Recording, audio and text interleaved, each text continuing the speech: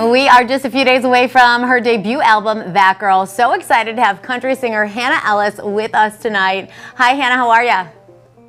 I'm so good. How are you? Good. It must feel pretty awesome, but also like a little scary to be this close to dropping That Girl. How have you been feeling this week?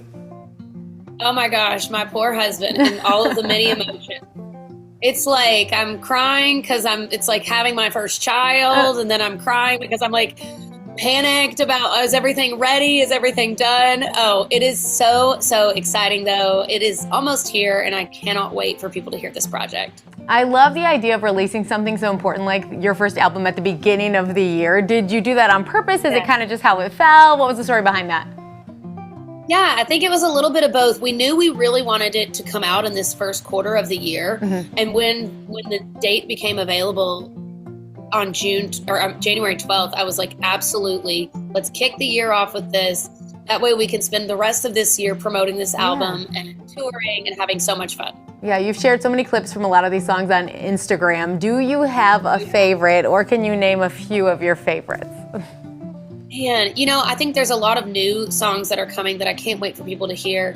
One of my favorites would definitely be Too Much and Not Enough. It's the last song on the record, and it's just a really personal, vulnerable song for me. But there's another song coming out on this record called Still, and it's a song that I wrote for my friend that kept kind of going back to the same guy over and over. And I felt like we had the conversation in real life enough that I was like, I'm just going to put it in a song and maybe he'll hear it. So it's a great song to send to your friend that, maybe needs a little nudge in the right direction out of something. Yeah. You've been singing for years. How did it feel to have this first album? Like, what is it like to go from just maybe covering songs to writing songs to releasing them and then actually wrapping it up all in a bow and serving it out as an album? Man, it truly just feels like what I'd call an exhale. Mm-hmm. You gather these things up, you hone these crafts, you keep writing the songs, you play the shows, and to finally be able, like you said, to kind of put a bow on it and say, here's my heart. This is the first time that we are putting it together as a full thought, as a project. It's just really exciting. Yeah. Who are some of your favorite artists that have helped kind of like shape you into the artist that you are today?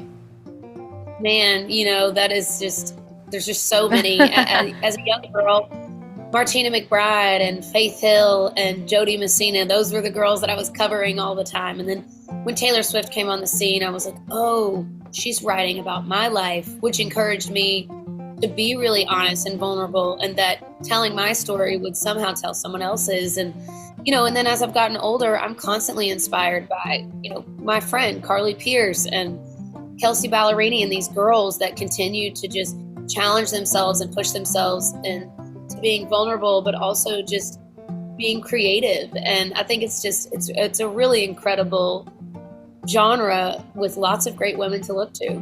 Yeah, and it's so cool to have a singer-songwriter, you being that kind of artist. It just helps the audience connect a little bit, right? It's great whenever anyone sings a song that they didn't write, but when you actually wrote the song, we can envision what you were going through or what your friend was going through, or the fact that you really like wine.